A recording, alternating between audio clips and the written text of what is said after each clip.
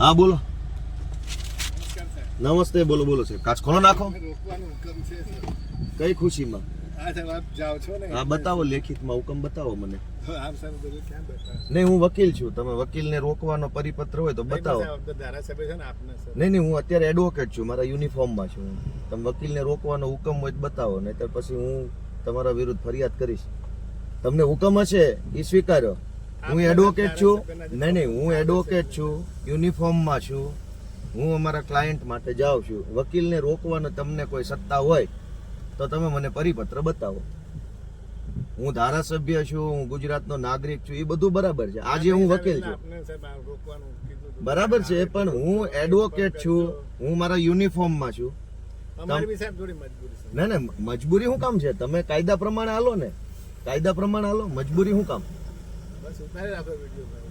નહીં, નહીં, તમે મને પરિપત્ર બતાવો કે એડવોકેટને રોકવાનો તમને સત્તા મળેલી છે. તમારા સાહેબને પૂછી લો કે એ યુનિફોર્મમાં આવ્યા છે. તમે એને પૂછો, યુનિફોર્મમાં છે, એડવોકેટ છે, ક્લાયન્ટ માટે, અમારા ક્લાયન્ટ માટે હું જાઉં છું.